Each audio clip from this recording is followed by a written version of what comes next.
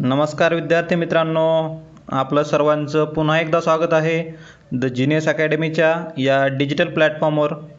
मित्रांनो, या व्हिडिओमध्ये आपण जे काही सिरीज सुरू केली होती राज्यसेवा पूर्वपरीक्षा जे मागील 5 वर्षांच्या PYQचं ॲनालिसिस किंवा डिस्कशन, तर तेच आपण कंटिन्यू करत आहोत। आज या व्हिडिओमध्ये आपण जे काही अर्थशास्त्र काय इकॉनॉमिक्स जे आहे, तर अर्थशास्त्रासंबंधित ते जे काही PYQ त्यांनी विचारलेले आहेत राज्यसेवा पूर्वपरीक्षामध्ये, तर ते आपण या ठिकाणी घेणार आहोत। तर नक्कीच तुम्हाला अभ्यास करताना हे PYQ फायदेशीर ठरणार आहेत। तर चला आपण प्रत्यक्ष आपल्या प्रश्नांकडे जाऊयात। आता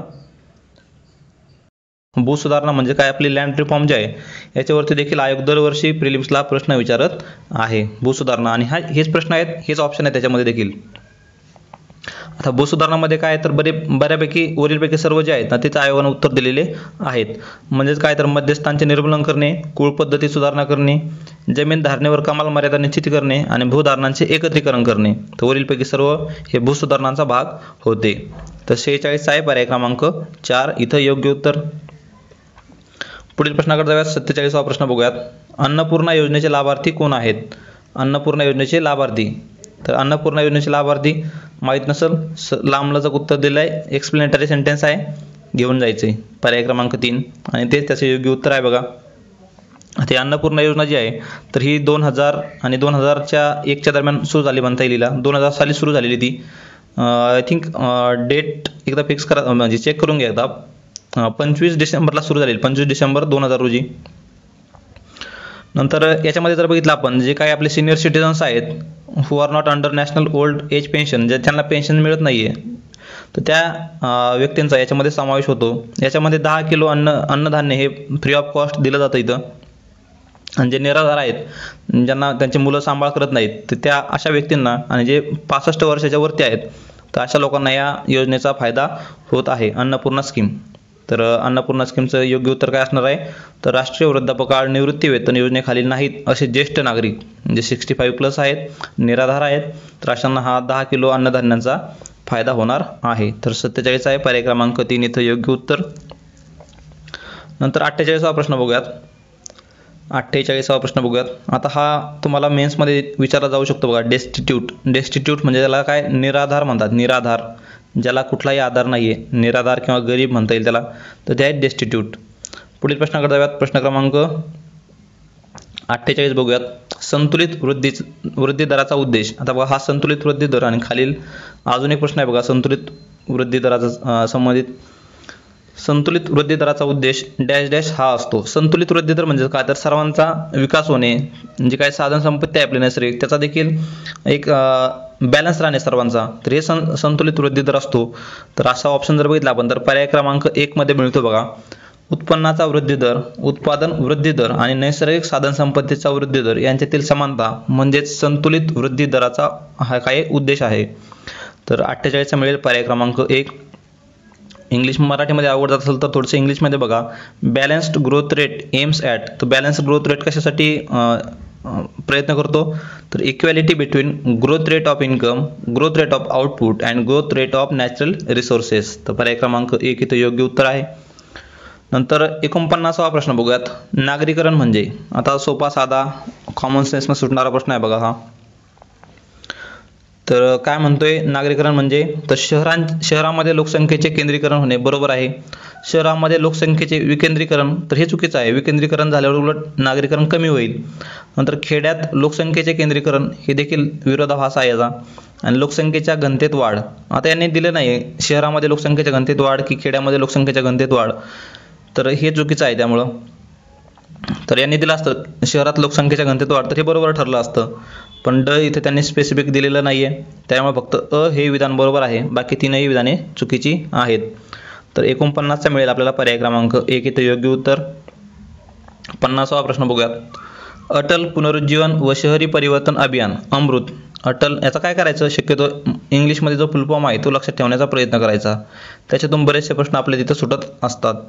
तर अटलचा फुल फॉर्म काय, अमृतचा फुल फॉर्म काय, तर Atal mission for rejuvenation and urban transformation. Rejuvenation करायचं म्हणजे पुनरुज्जीवन करायचं आहे, आणि शहराचं काय परिवर्तन करायचं आहे, तर याच्यामध्ये काय घटक येऊ शकतात, मग त्याच्यामध्ये पाण्याची सोय येऊ शकते, तिथलं ड्रेनेज सिस्टम येऊ शकतात, बाकी इतर जे काही इन्फ्रास्ट्रक्चर आहे ते डेव्हलपमेंटमध्ये येऊ शकतं. तर अशा घटकांचा समावेश या अमृत अंतर्गत केलेला आहे. आता यांनी काय प्रश्न विचारला आहे, तर अमृत विषयी खालीलपैकी कोणते विधान बरोबर नाही विचारले त्यांनी. नाहीकडे लक्ष ठेवा थोडंसं. नाही,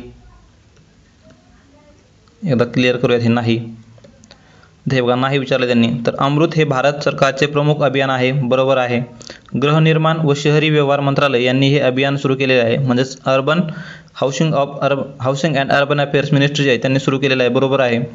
ते देशभरातील शहरामधील पाण्याच्या पुरवठ्याची आव्हाने सोडविते आणि 25 जून 2015 मध्ये देशातील 500 शहरामध्ये ते कार्यान्वित करण्यात आले. तर हे देखील बरोबर आहे. तसं बघायला गेलं तरी चारही विधाने बरोबर आहेत. यांच्या PIB जी आहे आपली गव्हर्नमेंट ऑफ इंडियाची, तर त्याच्यामध्ये देखील तुम्हाला हे दिसून येईल बघा. त्याच्या उद्दिष्टामध्ये शहरामध्ये पाण्याच्या पुरवठ्याची आव्हाने सोडवणे हे त्याच्यामध्ये उद्दिष्ट दिलेलं आहे त्यांनी. पण इथं देताना आयोगानं उत्तर त्याचं पर्याय क्रमांक 3 हे दिलेलं आहे, त्यामुळे आपल्याला तेच घेऊन जायचं आहे. तर इथं देखील आपण वाचू शकता बघा. याच्यात बघा वॉटर सप्लाय पहिलंच विधान जे आहे वॉटर सप्लाय, तर वॉटर सप्लाय आहे. नंतर सिवरेज अँड सेप्टेज मॅनेजमेंट जी काही आपली ड्रेनेज सिस्टम असते तर ते देखील याच्यामध्ये समावेश आहे. यासोबतच यांची लॉन्चिंग डेट दिलेली आहे 25 जून 2015 रोजी ही लॉन्च झाली होती, ते देखील विचारलं होतं त्यांनी. तसं बघायला गेलं तर हे सर्व विधाने बरोबर पाहिजेत असं ऑप्शन तिथं गरजेचा होता, पण आयोगानं उत्तर देताना याचं 3 हे विधान दिलेलं आहे. नंतर पुढील प्रश्नाकडे जाऊयात. 51वा प्रश्न. जेव्हा एखाद्या कुटुंबाचा वंचितता गुणांक हा देखील PYQ आहे बघा, रिपीट झालेला आहे. एखाद्या कुटुंबाचा वंचितता गुणांक -% किंवा त्यापेक्षा अधिक असतो त्यावेळी ते कुटुंब अनेक अंगांनी म्हणजेच मल्टी डायमेन्शनली पॉवर्टी आहे ते किंवा दरिद्री आहे असे मानले जाते. तर ते आहे 33.3% किंवा त्यापेक्षा जर अधिक असेल तर त्यावेळेस काय ते मल्टी डायमेन्शनली पुअर आहे असं समजलं जातं. तर पर्याय क्रमांक 4 इथं योग्य ठरेल. नंतर 52वा प्रश्न बघूयात. 52वा प्रश्न बघूयात आता. जुलै 1991 पासून अर्थव्यवस्थेतील पुरवठा बाजू सुधारण्यासाठी व्यापक उदारीकरणाचे उपाय लागू केले जात आहेत. यातील अधिक महत्त्वाचे आहेत.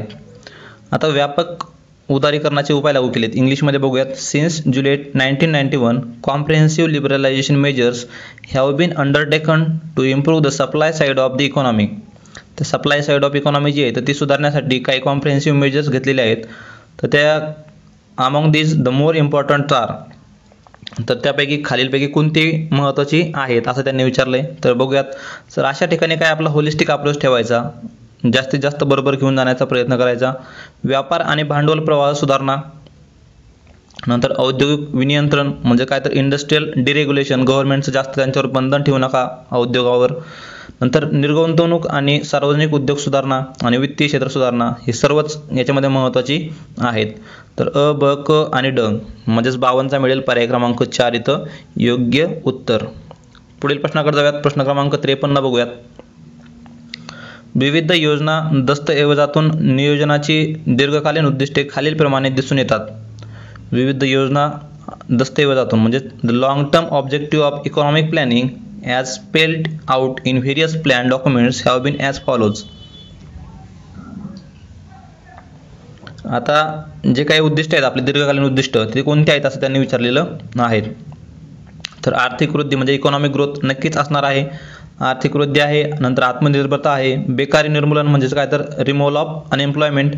नंतर उत्पन्न विषमता घट, गरिबी निर्मूलन आहे. आधुनिकीकरण आहे. समावेशक आणि शाश्वत वृद्धी हे सर्वच काय आपले दीर्घकालीन उद्दिष्ट राहिलेले आहेत. म्हणजेच काय तर वरीलपैकी सर्व हे पर्याय तिथं योग्य ठरेल. तर 53चा आहे पर्याय क्रमांक 4 इथं योग्य उत्तर. नंतर 54वा प्रश्न बघूयात. योजना निर्मिती आणि यशासाठी पुढील बाबींची गरज असते.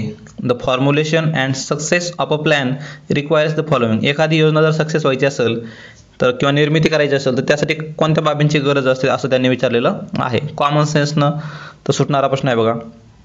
आता नियोजन आयोगाची गरज असते. नियोजन कसं असावं. नंतर आकडेवारी डेटा असला पाहिजे आपल्याकडे त्याचा. नंतर उद्दिष्ट आपलं त्याचं फिक्स असलं पाहिजे. लक्ष्य आणि अग्रक्रम निश्चिती पाहिजे. संसाधन संकलन पाहिजे. संसाधन संकलन म्हणजेच काय तर मोबिलायझेशन ऑफ रिसोर्सेस, काही साधन आपल्याकडे पाहिजे. नंतर अभ्रष्ट आणि कार्यक्षम प्रशासन अभ्रष्ट म्हणजे इनकरप्ट, ज्याच्यामध्ये करप्शन नको आहे, आणि कार्यक्षम प्रशासन पाहिजे, योग्य विकास धोरण पाहिजे, प्रशासन काटकसर पाहिजे आणि शिक्षणाचा पाया देखील पाहिजे, इकॉनॉमी इन ॲडमिनिस्ट्रेशन आणि एज्युकेशन बेस हे देखील महत्त्वाचे आहेत. म्हणजेच वरीलपैकी सर्व विधाने बरोबर आहेत. तर 54चा आहे पर्याय क्रमांक 4 इथं योग्य उत्तर. होलिस्टिक अप्रोच ठेवायचा आहे, जास्तीत जास्त बरोबर घेऊन जाण्याचा प्रयत्न ठेवायचा आहे. तर 54व्याचा आहे पर्याय क्रमांक 4. नंतर 55वा प्रश्न बघूयात. एखादा देश गरीब असतो कारण तो गरीबच असतो.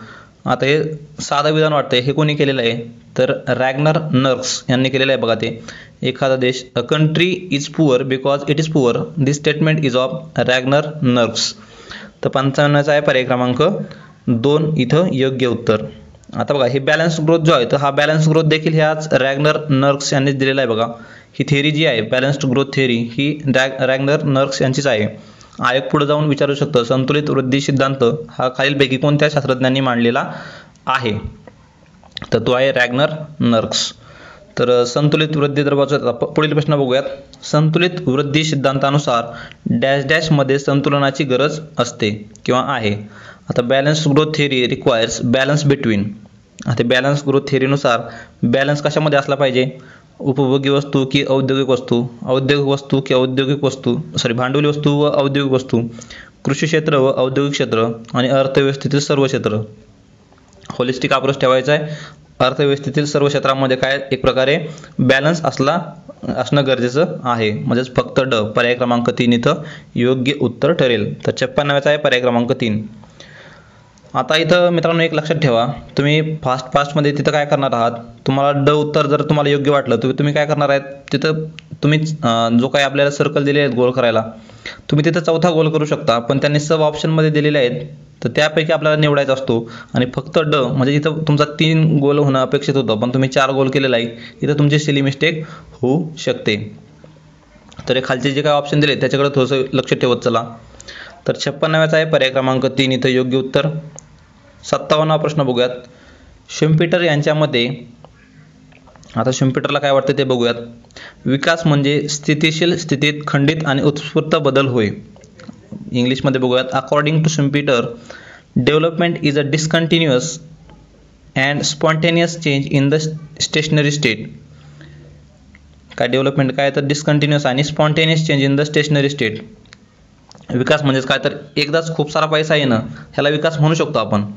आणि while growth is a gradual and steady change, हा कंटिन्युअस असू शकत नाही. आता पैसा आला पुन्हा 2-3 महिने पैसाच नाही, पुन्हा 4-5 महिन्यांनी पैसा आला तर त्याला आपण डेव्हलपमेंट म्हणू शकतो. पण ग्रोथमध्ये तसं होत नाही. वृद्धी आणि विकास हे 2 वेगळे शब्द आहेत बघा.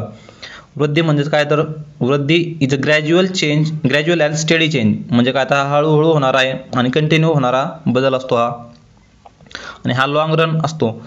Growth is a gradual and steady change in the long run which comes about by a gradual increase in the rate of savings and population. तर वृद्धी म्हणजे काय तर क्रमशः आणि दीर्घकालीन बदल जो असतो तो असतो वृद्धी. आणि विकास म्हणजे काय, स्थितीशील स्थितीत खंडित आणि उत्स्फूर्त बदल, म्हणजे एकदाच येणारा जो काय स्पॉन्टेनियस असतो आणि डिस्कंटिन्युअस असतो तो झाला डेव्हलपमेंट. तर 57च्या वेळेला आपल्याला पर्याय क्रमांक 3 इथं योग्य उत्तर. 57चा पर्याय क्रमांक 3, दोन्ही विधानेही बरोबर आहेत.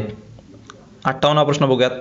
रंगराजन समिती 2014ने वर्ष 2011-12 साठी दारिद्र्य रेषा दैनंदिन दरडोई उपभोग खर्च शहरी भागासाठी आणि ग्रामीण भागासाठी निश्चित केली होती.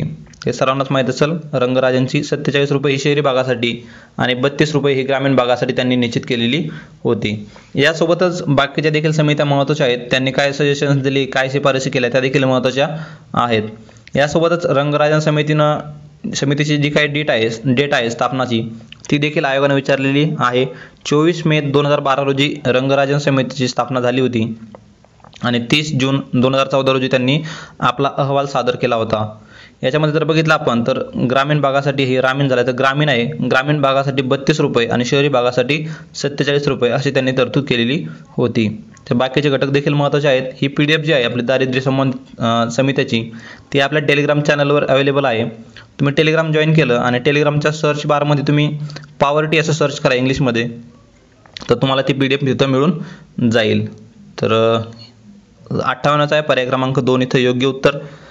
नंतर 59वा प्रश्न बघूयात. 2014 मध्ये शासनाने वित्तीय समावेशनासाठी खालीलपैकी कोणती योजना अंमलात आणली?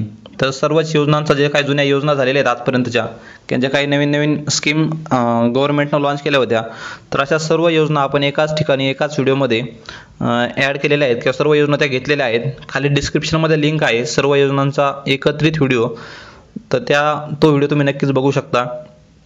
जनधन योजना त्याच्यामध्ये देखील एक्सप्लेन करून दिलेली आहे. प्रधानमंत्री जनधन योजना ही त्याचं योग्य उत्तर आहे. याची डेट देखील आयोगानं बऱ्याचदा विचारलेली आहे. तर 28 ऑगस्ट 2014 रोजी ही लॉन्च झालेली आहे. पण याची जर घोषणा जर बघितली आपण तर 15 ऑगस्ट 2014 रोजी पंतप्रधान मोदींनी याची घोषणा केली होती 15 ऑगस्ट 2014 रोजी, पण ते ॲक्च्युअल लॉन्च झाली 28 ऑगस्ट 2014. तर 59 आहे पर्याय क्रमांक 3 इथे योग्य उत्तर. 60वा प्रश्न बघूयात. जेंडर बजेट म्हणजे काय?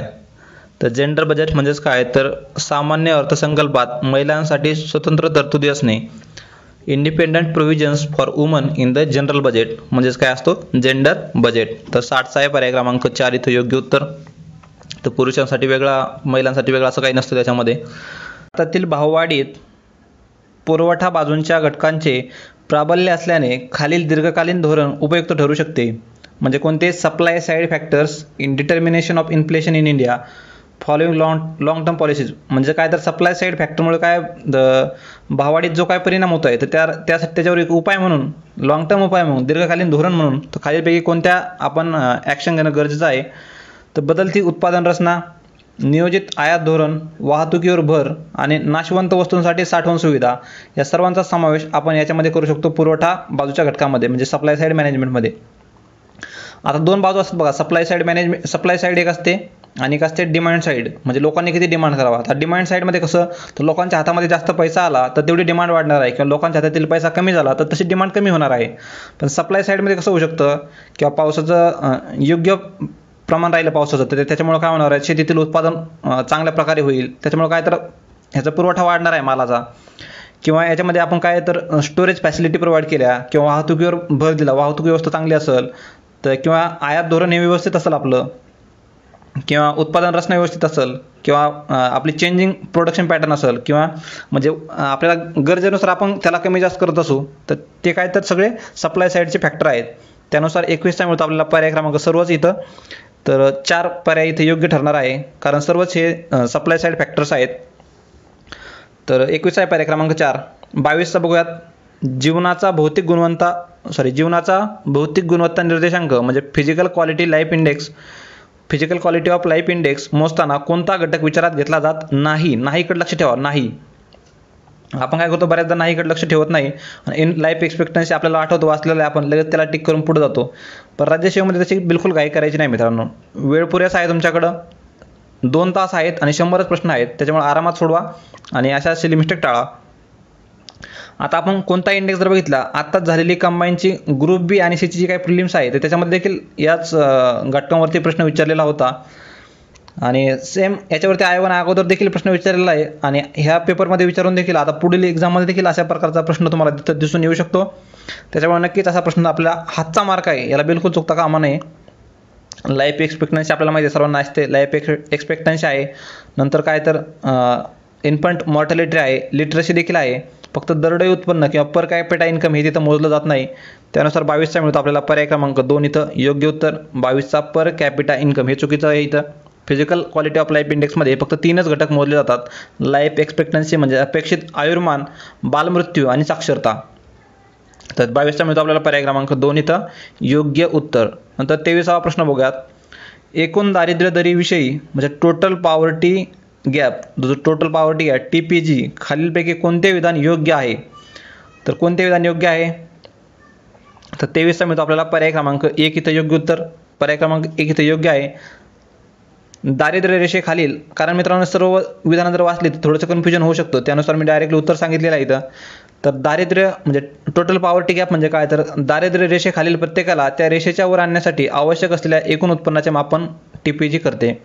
आता आपण एक लाईन ठरवून घेतली बघा, की वार्षिक उत्पन्न एखाद्या समजा 1000 रुपयाची आपली पॉवर्टीची लाईन आहे, जे कोणी 1000 रुपयांपेक्षा कमी उत्पन्न कमवत असतील, समजा आपण 1 महिन्याचं घेऊयात, 1 महिन्यामध्ये जो कोणी व्यक्ती 1000 रुपयापेक्षा कमी कमवत असेल, समजा एखादा व्यक्ती आहे तो 800 रुपये कमवत असेल आणि आपण ठरवून घेतलेलं आहे की 1000 रुपयांपेक्षा कमी जर कमवलं तर तुम्ही काय तर BPL आहात, म्हणजे बिलो पॉवर्टी लाईन.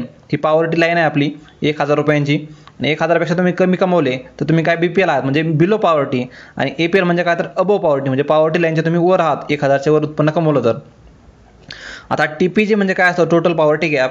तर तुम्हाला 800 रुपये तुम्ही कमवत आहात, आपली पॉवर्टी लाईन आहे आपली 1000ची, म्हणजे 200 रुपये तुम्हाला कमी पडत आहात. हे 200 रुपये तुम्हाला जी काही पॉवर्टी लाईन क्रॉस करण्यासाठी गरजेचं आहे तर त्याला टोटल पॉवर्टी गॅप असं म्हटलं जातं, टोटल पॉवर्टी गॅप. तर तेच इथं आयोगाने विचारलेलं आहे. तर त्यानुसार पर्याय क्रमांक 1 इथं योग्य उत्तर आहे. आता पर्याय क्रमांक 2 बघितला, निव्वळ दारिद्र्य रेषेच्या खाली ज्यांचे उत्पन्न आहे अशांची संख्या. तर हा अशांची संख्या जी असते तर हेड काउंट रेशो असतो तो, म्हणजे दारिद्र्याचं प्रमाण असतं ते पर्सेंटेज जास्त, तर हेड काउंट रेशो म्हणता येईल त्याला, तर ते आहे ते. तर बाकीचे 3 चुकीचं विधान आहे. एखाद्या देशातील उत्पन्न क्षमतेच्या सापेक्ष तीव्रतेचे हे देखील काही चुकीचं विधान आहे. तर 23चा मिळतो आपला टोटल पॉवर्टी गॅप म्हणजे काय तर त्या उत्पन्न त्या रेषेच्या वर आणण्यासाठी आवश्यक असलेले एकूण उत्पन्नाचे मापन जे असतं त्याला टोटल पॉवर्टी गॅप असं म्हटलं जातं. 23 आहे पर्याय क्रमांक 1 इथं योग्य उत्तर. नंतर 24वा प्रश्न बघूयात. दारिद्र्यात घट आणि उपजीविका प्रोत्साहन यासाठी भारत सरकारबरोबर संयुक्त राष्ट्रीय विकास कार्यक्रमाने खालीलपैकी कोणत्या कार्यक्रमांना पाठबळ दिले आहे? आता म्हणजे काय तर दारिद्र्यात घट आणि लोकांचे जीवनमान सुधारण्यासाठी UNDP आपले युनायटेड नेशन्स डेव्हलपमेंट प्रोग्राम जो आहे तर त्यांनी कोणत्या कार्यक्रमासाठी आपल्याला मदत केलेली आहे असा प्रश्न विचारलेला आहे. तर अशा ठिकाणी काय करायचं मित्रांनो, सर्वसमावेशक अप्रोच ठेवायचा आहे. म्हणजे जास्तीत जास्त उत्तरे आपल्याला किंवा जास्तीत जास्त स्कीम, म्हणजे कुठली जर स्कीम बघितली तुम्ही तर त्याला कुठंतरी UNDPनं सहकार्य केलेलंच असतं. त्याच्यामुळे सर्व उत्तर हे बरोबर असतील किंवा सर्व स्कीमला सहकार्य केलं असेल तर याच पद्धतीने आपल्याला घेऊन जायचं आहे. तर बघूयात खाली कोणकोणत्या योजना दिलेल्या आहेत. सर्वांसाठी माफक दरात ग्रामीण गृहनिर्माण, नंतर बहुराज्य आरोग्य सेवा व्यवस्था क्षमता सुधारणा 2013 ते 17, नंतर प्रशासन व गुणित उपजीविका पाठबळ गोल्स आणि आदिवासी विभाग राष्ट्रीय क्षमता बळकटीकरण या सर्वांसाठीच सहकार्य केलेलं आहे. त्यानुसार पर्याय क्रमांक 4 इथं योग्य उत्तर ठरतो. तर असं आपण प्रत्येक स्कीमबद्दल पाठ करून ठेवू शकत नाही की UNDPने याला सहकार्य केलं आहे का, या स्कीमला केलं नव्हतं, आणि आयोग देताना देखील तसं तुम्हाला देणार नाही आहे. आणि जरी दिलं तरी आपण हाच अप्रोच आपला ठेवायचा आहे. वरीलपैकी सर्व इथं घेऊन जायचं आहे. नंतर 25वा प्रश्न बघूयात. महाराष्ट्र शासनाने डॅश डॅश या वर्षापासून लिंगभाव आधारित अर्थसंकल्प पद्धत स्वीकारली. तर लिंगभाव आधारित म्हणजे किंवा त्याला जेंडर बजेटिंग आपण कधी स्वीकारलेलं आहे महाराष्ट्रानं, तर ते स्वीकारलेले आहे आपण 2013 पासून. आता हा फॅक्च्युअल आहे, हा माहिती असणं गरजेचं होतं तुम्हाला. इथे मी म्हणणार नाही शेवटचं सोडून द्या, पहिलं सोडून द्या आणि दुसऱ्या असं जा, ह्याला काही सेन्स नाही मित्रांनो. तसं म्हणजे कुठलंही जर तुम्हाला लॉजिक लावायचं असेल किंवा कोणती ट्रिक फॉलो करायची असेल ना, त्याला काहीतरी बेस हवा मित्रांनो. त्या बेसवर तुम्ही ते लॉजिक फॉलो केलं पाहिजे. अन्यथा यूट्यूबवर असा भरमसाठ पसारा झालेला आहे आता, ट्रिप्स लॉजिक काय काय अजून झालेलं आहे. तर त्याच्यावरती म्हणजे कुठल्याही गोष्टीवर तुम्ही अगोदर ती फॉलो करण्या अगोदर थोडंसं तुमचा स्वतःचा कॉमन सेन्स लावून बघा की कोणत्या बेसिसवर आपण ही ट्रिक फॉलो करत आहोत. तर ते खूप महत्त्वाचं आहे. तर 25 आहे पर्याय क्रमांक 3 इथं योग्य उत्तर. नंतर 26वा प्रश्न बघूयात. 2011 मध्ये खालीलपैकी कोणत्या राज्यात बाललिंग गुणोत्तर सर्वात कमी होते? तर बाललिंग गुणोत्तर सर्वात कमी कोणत्या राज्यात होते असा प्रश्न विचारलेला आहे त्यांनी. तर ते होते आपल्या महाराष्ट्र राज्यामध्ये. महाराष्ट्र राज्यामध्ये सर्वात कमी बाललिंग गुणोत्तर होते. इथं जर बघितलं आपण तर आपल्या बाललिंग गुणोत्तर 894 एवढंच आहे आपल्या बाललिंग गुणोत्तर. बाललिंग गुणोत्तर म्हणजे काय तर 0 ते 6 वर्ष वयोगटातील मुला मुलींचं प्रमाण जे असतं त्याला बाललिंग गुणोत्तर असं म्हटलं जातं. तर ते सर्वात कमी आपल्या महाराष्ट्र राज्यातच होतं 894. आपण भारताचं जर बघितलं पूर्ण तर 919 आहे. पूर्ण भारताचं 919 आणि महाराष्ट्राचं जे काय ते 894 एवढंच आहे. त्यानुसार 26चा मिळतो आपल्याला पर्याय क्रमांक 2 इथं योग्य उत्तर. या चारही पर्यायामध्ये जर बघितलं आपण तर केरळचं सर्वाधिक लिंग गुणोत्तर असणार आहे. तर ते देखील आपण एक लक्षात ठेवू शकतो. नंतर 27वा प्रश्न बघूयात. जागतिक बँकेच्या मते भारतीय शहरीकरणाच्या खालीलपैकी कोणत्या महत्त्वाच्या समस्यांचे निराकरण करणे आवश्यक आहे? जी काय वर्ल्ड बँक आहे तर वर्ल्ड बँकनं काहीतरी इथं आपले काही प्रॉब्लेम्स आहेत किंवा क्रिटिकल इश्यूज जे आहेत तर त्याच्यावरती ॲड्रेस केलेला आहे किंवा त्यांनी सांगितलेले आहेत की हे मुद्दे तुम्ही सॉल्व्ह केले पाहिजेत. तर कोणते मुद्दे आहेत ते? खराब स्थानिक प्रशासन म्हणजे पुअर लोकल गव्हर्नन्स, आपल्या जे काही महानगरपालिका वगैरे असतील तर त्यांचा पुअर लोकल गव्हर्नन्स आहे. नंतर अत्यल्प वित्तपुरवठा, पैशांचा कमी प्रमाणात तिथं फंड कमी मिळतोय बाबा सुधारणा करण्यासाठी शहराच्या. नंतर खर्च वाढ करणारे अयोग्य नियोजन आहे पण खर्च भरमसाठ होतो तिथं. वेगाने खालावत जाणारा पर्यावरणाचा दर्जा हे सर्वच इथं काय तर आपल्या वर्ल्ड बँकने इथं सांगितलेले आहेत. त्यानुसार पर्याय क्रमांक 3 इथं योग्य ठरतो. 27 मिळतो आपल्याला पर्याय क्रमांक 3 योग्य उत्तर.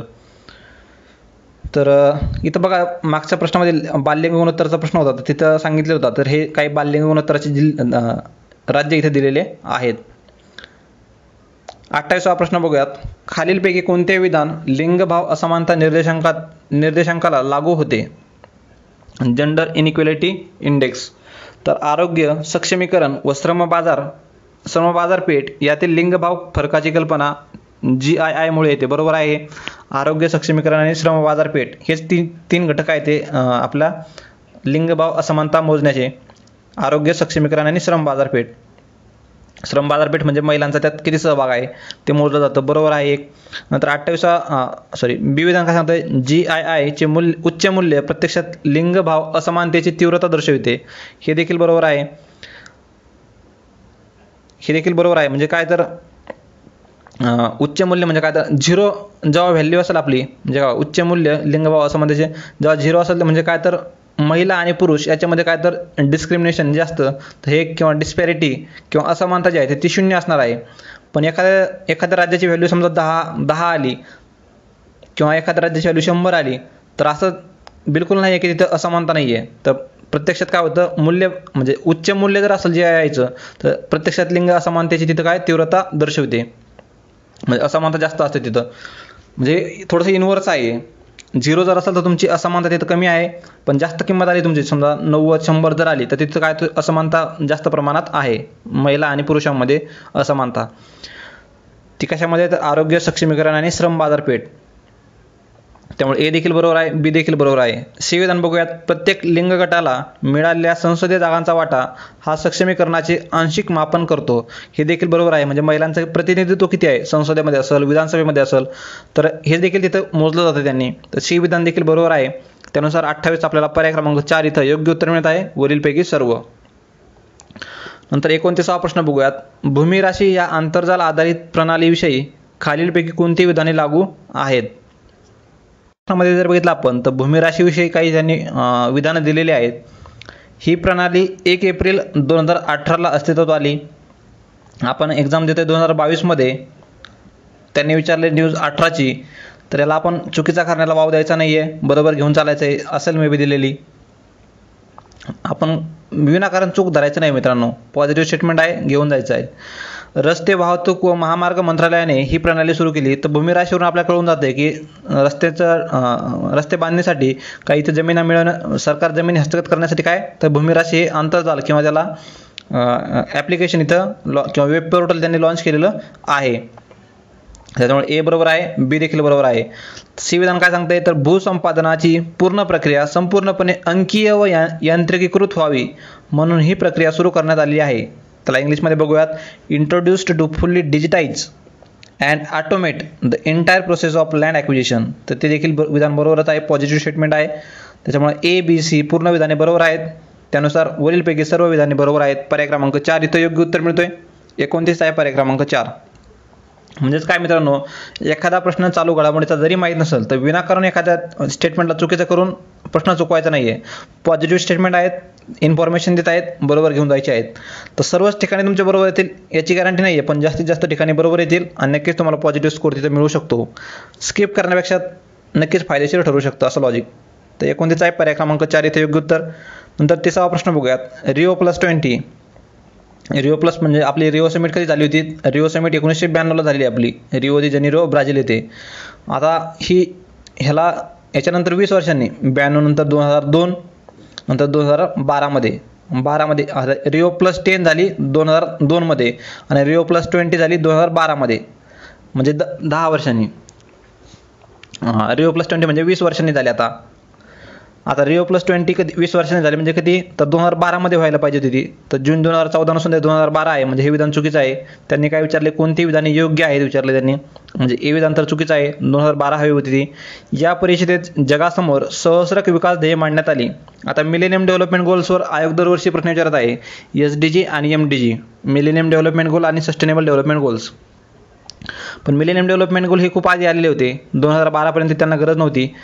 तर त्याच्यामुळं दोन देखील विधान चुकीचं आहे, कारण यांचं अंमलबजावणीची 2002 ते 2000 ते 2015 पर्यंत ही अंमलबजावणी केली जाणार होती MDGची, आणि 2015 ते 2030 पर्यंत पुन्हा SDG सस्टेनेबल डेव्हलपमेंट गोल्स, सहस्रक विकास ध्येय, शाश्वत विकास ध्येय.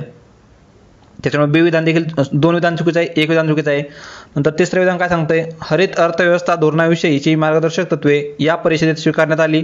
आणि 4 विधान सांगतंय, या परिषदेत संयुक्त राष्ट्रीय पर्यावरण कार्यक्रमाचे सर्व अधिकार काढून घेण्यात आले. तर हे सर्व अधिकार पुन्हा त्या व्हिडिओत सांगितल्याप्रमाणे, तर हे देखील चुकीचं आहे. फक्त 3 विधान बरोबर आहे इथं, तर तेच सांगतो आपल्याला पर्याय क्रमांक 3 इथं योग्य उत्तर.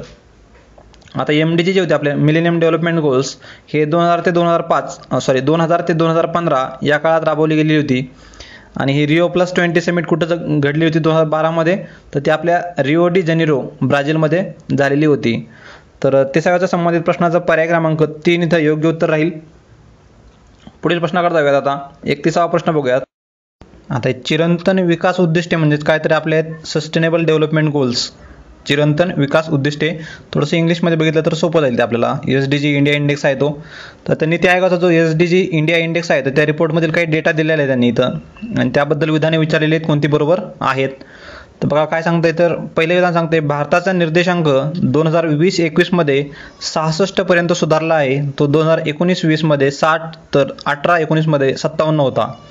आता काय खूप सारा डेटा दिलेला आहे, पॉझिटिव्ह स्टेटमेंट सांगत आहे, तर घेऊन जायचे, बरोबर असेल. नंतर दुसरं विधान सांगतंय, 2020-21 मध्ये कोरोना संकट असतानाही भारताची कामगिरी 15 पैकी 8 उद्दिष्टांबाबत उत्तम राहिली आहे. आपण एवढं डेटा पाठ करू शकत नाही, 15 पैकी 8 होती की 7 होती, तर एवढं तर आपल्या लक्षात राहणार नाही. त्याच्यामुळे हे देखील बरोबर घेऊन जायचं आहे. निगेटिव्ह स्टेटमेंट सांगत नाही आहेत काही, त्याच्यामुळे पॉझिटिव्ह स्टेटमेंट्स आहेत, घेऊन जायचे आहेत. तर काय योग्य विचारले त्यांनी आपल्याला, तर वरील दोन्ही पर्याय इथं योग्य आहेत. त्यानुसार 31 मिळणार आहे आपल्याला पर्याय क्रमांक 3 इथं योग्य उत्तर.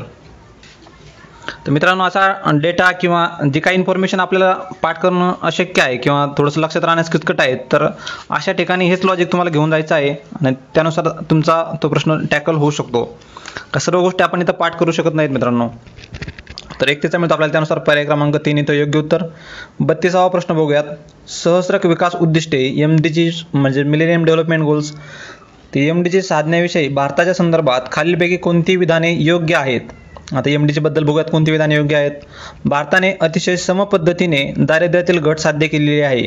आपण सम पद्धतीने साध्य केलेली आहे का, दारिद्र्यातील घट झाली असेल, पण ती सम पद्धतीने झालेली नाही. काही ठिकाणी एकदम आपण जर बघतो wealth of concentration of wealth जे आहे, म्हणजे संपत्तीचं एका ठिकाणीच कॉन्सन्ट्रेशन होत आहे, म्हणजे खूप थोड्या लोकांकडे जास्त संपत्ती आहे आणि काही लोकांना तर इथं खायला पण मिळत नाही आहे.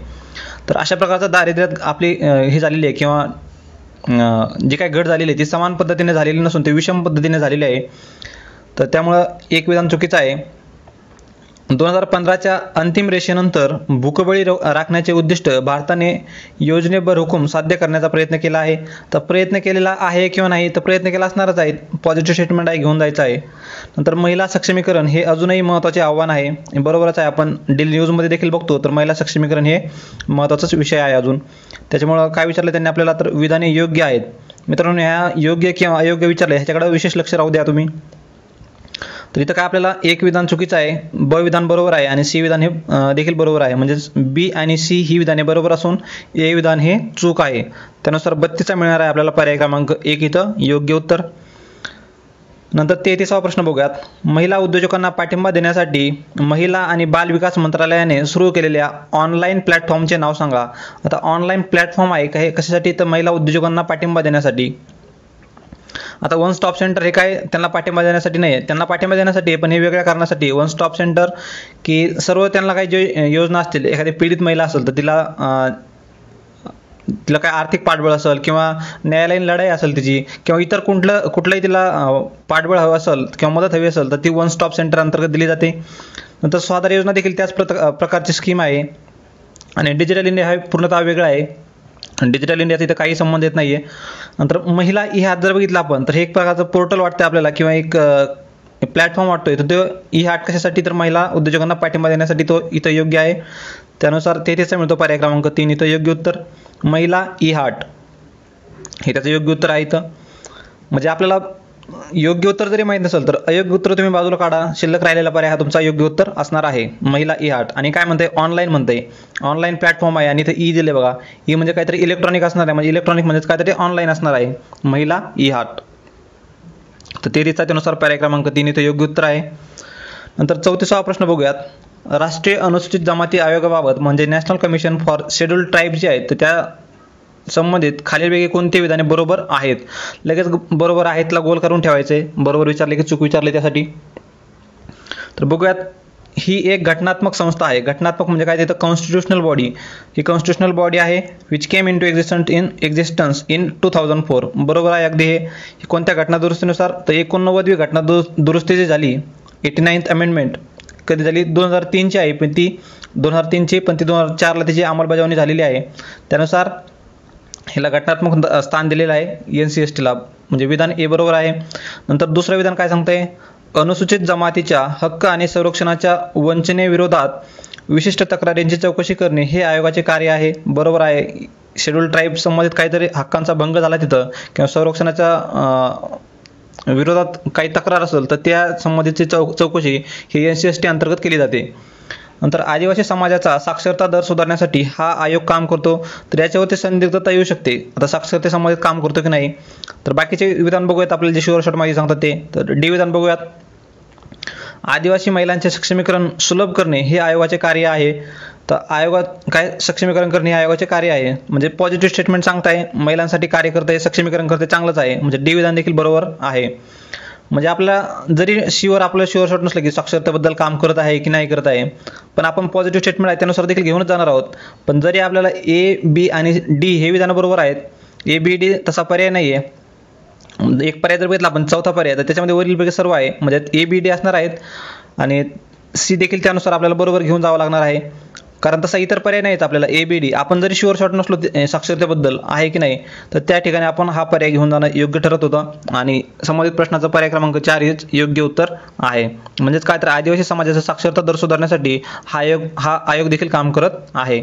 आणि मला वाटतं याच्या फर्स्ट कीमध्ये आयोगाने याचं वेगळं उत्तर दिलं होतं पण सेकंड कीमध्ये चेंज करून पुन्हा वरीलपैकी सर्व हे उत्तर दिलेलं आहे. तर 34चा आहे पर्याय क्रमांक 4 इथं योग्य उत्तर. आता आपण हे NCST जर बघितलं हे राज्यसेवा मेन्सचा पण टॉपिक आहे बघा. याच्यात काय आहे तर 2004ला याची स्थापना झालेली आहे आणि सध्याचे अध्यक्ष कोण आहेत तर ते हर्ष चव्हाण आहेत. हर्ष चव्हाण हे अध्यक्ष आहेत त्याचे. याच्यात पुन्हा काय तर यांचा कार्यकाळ 3 वर्षांचा असतो. सदस्य किती असतात ते देखील मेन्समध्ये विचारलं जातं बऱ्याचदा. तर एक सदस्य असतो एक उपाध्यक्ष असतो आणि 3 सदस्य असतात. त्या 3 सदस्यापैकी एक महिला असावी लागते. तर हा एवढा डिटेल राज्यसेवा मेन्ससाठी कामाचा आहे. सध्या तरी तात्पुरतं एवढंच आपल्याला कामाचं आहे. याच्यावरती पुन्हा आयोग प्रश्न विचारू शकतो. NCST आणि NCSC शेड्यूल टाईपसाठी जसं आहे तसं शेड्यूल कास्टसाठी देखील आयोग आहे. तर तो देखील आपण बघून ठेवा. नंतर 35वा प्रश्न बघूयात. खालीलपैकी कोणत्या स्वयंसेवी संस्था ह्या 2007च्या स्वयंसेवी क्षेत्र राष्ट्रीय धोरणाच्या अखत्यारीत येतात. तर इंग्लिशमध्ये बघूयात. National policy on voluntary sector 2007 covers which of the following voluntary organisations. आता व्हॉलंटरी ऑर्गनायझेशन म्हणजे ह्या पॉलिसी अंतर्गत कोणत्या व्हॉलंटरी ऑर्गनायझेशन याच्या अंतर्गत येतात असा प्रश्न आहे त्यांचा. आता हा देखील त्याच स्टँडर्डनं सोडवायचा आहे आपल्याला. आपण तर पाठ करणार नाही की कोणती संस्था याच्या अंतर्गत येत होती फॉर्मल आणि इनफॉर्मल येत होते का चॅरिटेबल येत होते का. तिथं काय आपला सर्वसमावेशक आपला दृष्टिकोन ठेवायचा आहे आपल्याला इन्क्लुझिव्ह अप्रोच ठेवायचा आहे. तर त्यानुसार काय आपला सर्वच पर्याय इथं बरोबर असणार आहेत. म्हणजे कम्युनिटी बेस्ड ऑर्गनायझेशन आहेत म्हणजे समाज गटाधारित संस्था समर्थक संस्था धर्मदाय संस्था औपचारिक आणि अनौपचारिक गट या सर्वांचा समावेश या स्वयंसेवी संस्था किंवा national policy on voluntary sector 3 year action एजेंडामध्ये काय काय उद्दिष्ट आहे ते दिलेले आहे त्यांनी. सन 2022 पर्यंत शेतकऱ्यांचे उत्पन्न दुप्पट करणे बरोबर आहे. सन 2022 पर्यंत प्रत्येक घरात वीज पुरवठा करणे बरोबर आहे. 2022 पर्यंत प्रत्येक राज्यात केंद्रीय विद्यापीठाची स्थापना करणे हे चुकीचं आहे. त्याच्यामुळे सी विधान चुकीचं आहे. ए आणि बी बरोबर आहेत.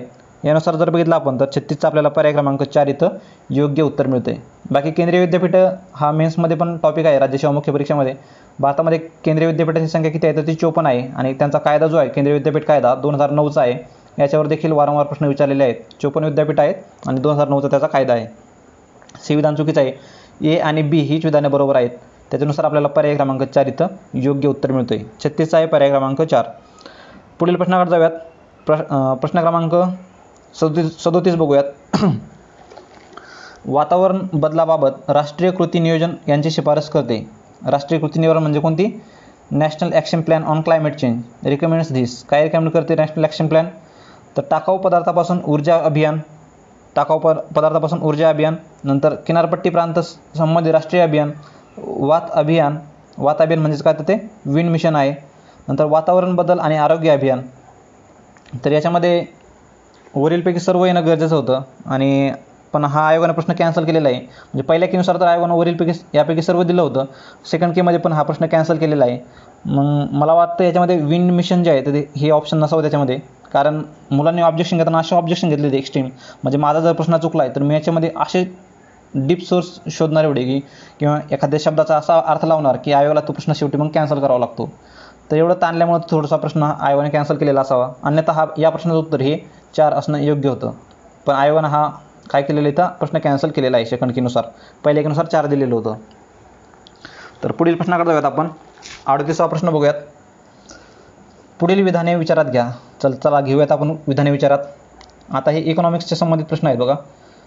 रांगती चलनवाढ ही आर्थिक वृद्धी आणि अनुकूल परिणामांसाठी फायदेशीर असू शकते. बरोबर आहे हे. थोडंसं इन्फ्लेशन म्हणजे क्रिपिंग इन्फ्लेशन जे आहे तर ते इकॉनॉमीमध्ये असणं गरज आहे. त्या इकॉनॉमिक म्हणजे इन्फ्लेशन असलं तरच आपली इकॉनॉमिक ग्रोथ म्हणजे आर्थिक वाढ ही होत असते. त्याच्यामुळं पर्याय क्रमांक 1 इथे योग्य आहे. चलनवाढीच्या काळात पैशाचे मूल्य वाढते तर हे चुकीचं आहे. पैशाचे मूल्य कमी होते. म्हणजे आज पेट्रोल भरण्यासाठी तुम्हाला 120 रुपये लागतात, तर यानुसार तुमची पैशाची किंमत कमी झाली आहे. तुम्हाला 1 लिटर पेट्रोल हे 80 रुपयात मिळत होतं. त्यामुळे म्हणजे 80 रुपयात 1 लिटर पेट्रोल होतं म्हणजे पैशाची किंमत इथे चांगली होती. तुम्हाला 80 रुपयातच 1 लिटर भेटत होतं. आज तुम्हाला 120 रुपये द्यावे लागतात म्हणजे इथं पैशाची किंमत कमी झालेली आहे. म्हणजे बी विधान चुकीचं ठरतं आहे. तर ए विधान बरोबर आहे. बी चुकीचं आहे. चलनवाढ ही ऋणकोला लाभदायक असते.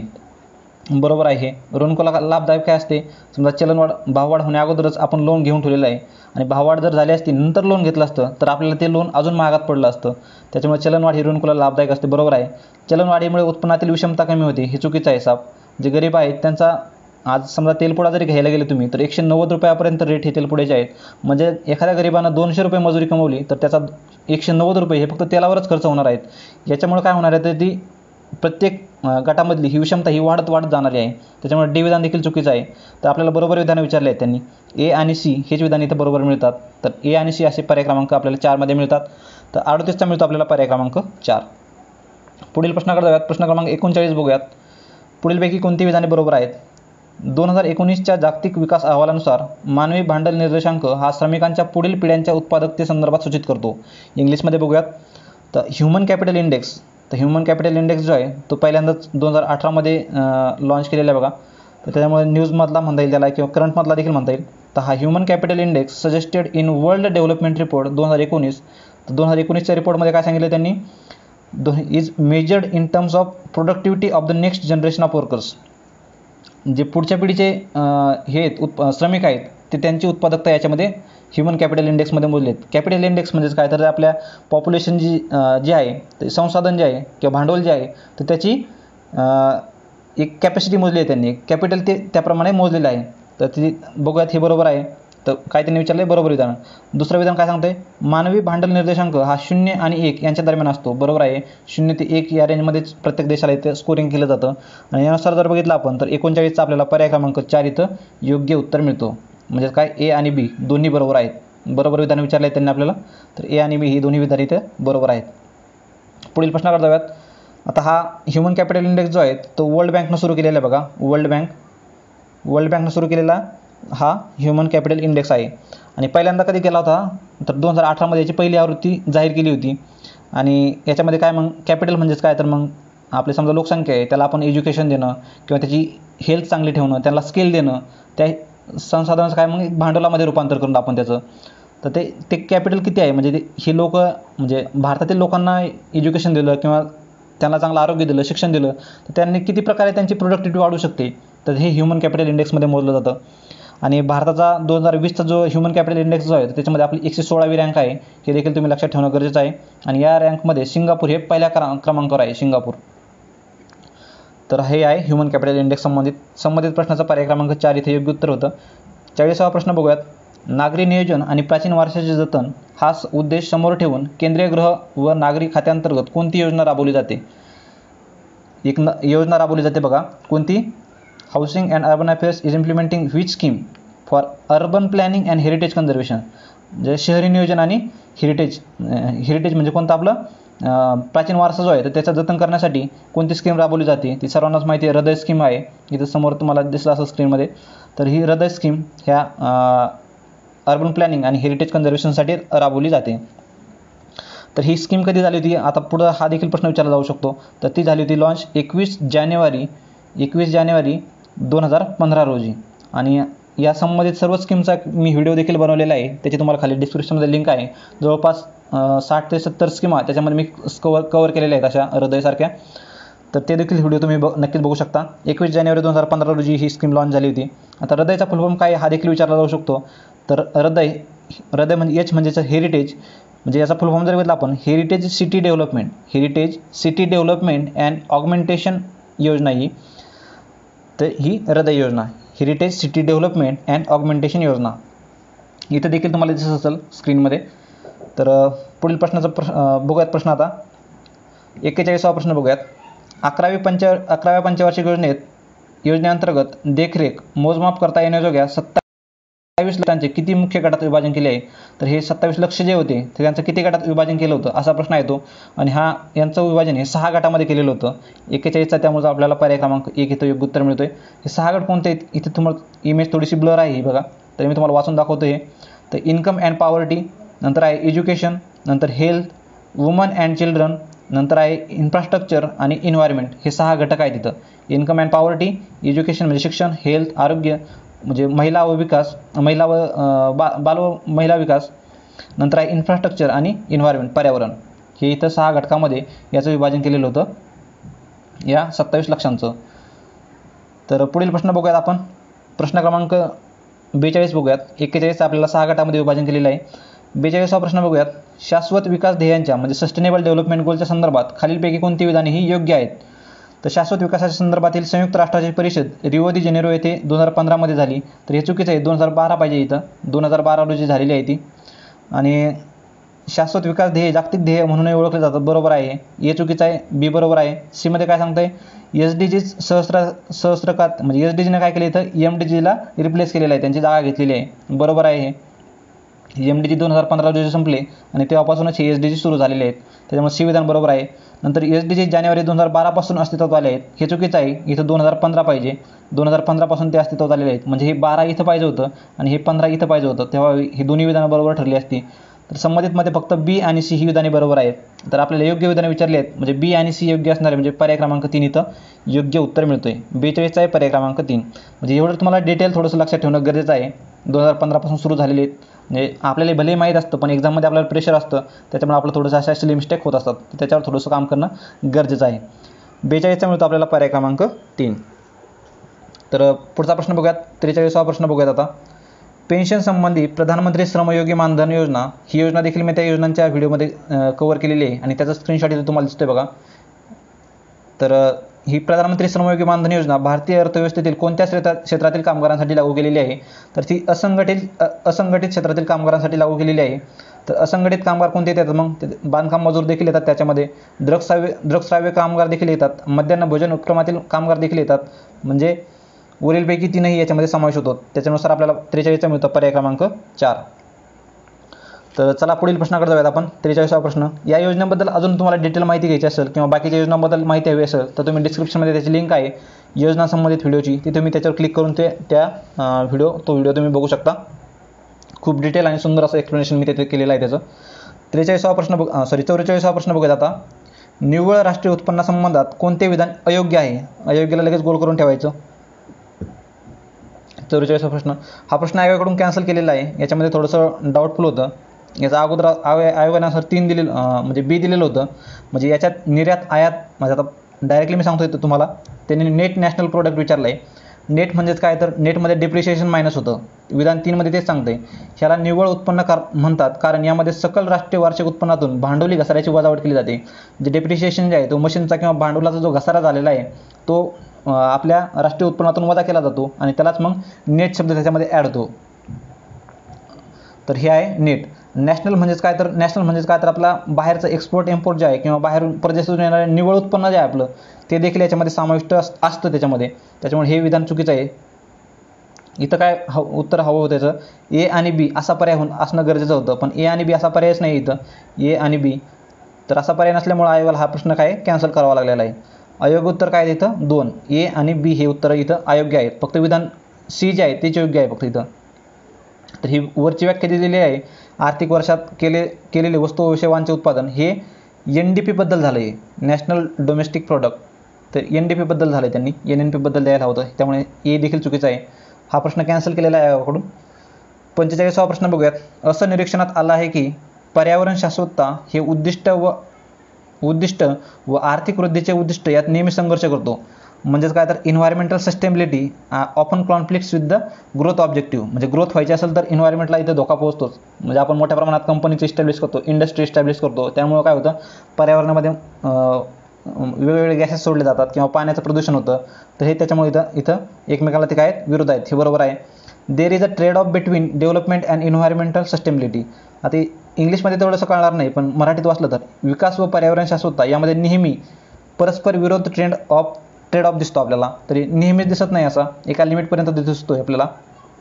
आता हा कुझनेटचा कर्व बघा, इन्व्हायरमेंट संबंधित कुझनेटचा कर्व बघितला आपण, तर सुरुवातीला ग्रोथ होताना हा सुरुवातीला इन्व्हायरमेंटचा तिथं जास्तीत जास्त ऱ्हास होत चालतो आणि शेवटी तो येतोय इंडस्ट्रियल ग्रोथ एक चांगल्या प्रमाणात झाल्यानंतर तो हळूहळू कमी व्हायला लागतो.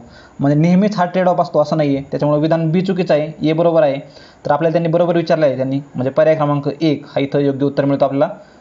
45चा मिळतो आपल्याला पर्याय क्रमांक 1. 46वा प्रश्न बघूयात.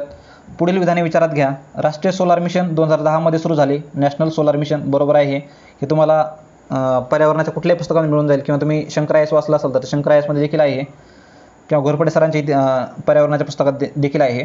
नंतर सन 2021-22 पर्यंत 1,00,000 मेगावॅट वीज निर्मिती करणे हे त्याचे उद्दिष्ट आहे. हे देखील बरोबर आहे. दोन्ही विधाने बरोबर आहेत, त्यामुळे पर्याय क्रमांक 3 इथं योग्य उत्तर मिळतोय. 46चा आहे पर्याय क्रमांक 3.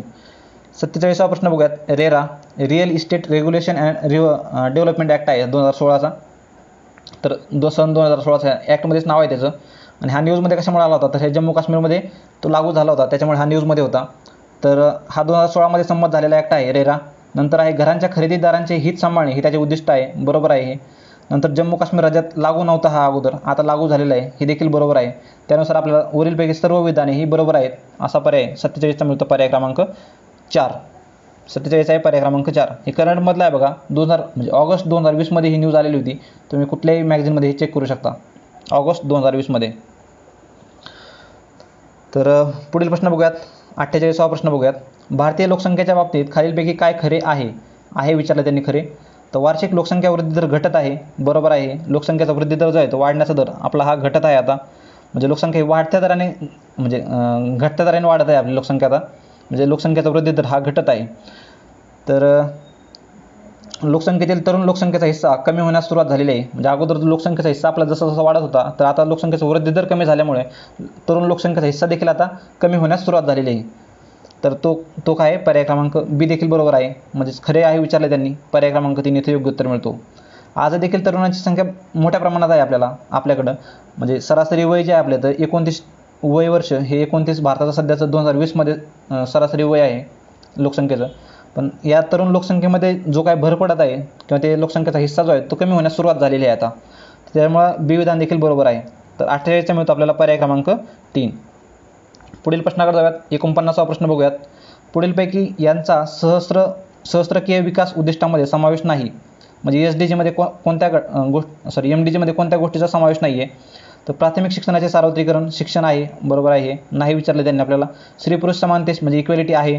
अर्भक मृत्यूचे म्हणजे काय तर ते आहे इन्फंट मॉर्टॅलिटी, हे इथं समावेश नाही आहे त्याचा. पर्यावरणीय शाश्वता हे देखील आहे, त्यानुसार आपल्याला 49चा मिळतो पर्याय क्रमांक 3. सी तिथं नाही आहे. अर्भक मृत्यू दराचा असा उल्लेख कुठला नाही. तिथं चाइल्ड मॉर्टॅलिटी आहे, बालमृत्यू दर आहे तिथं, त्याच्यामुळे आपल्याला सी विधान चुकीचं आहे. 49चा त्यानुसार आपल्याला पर्याय क्रमांक 3 इथे योग्य उत्तर मिळतोय.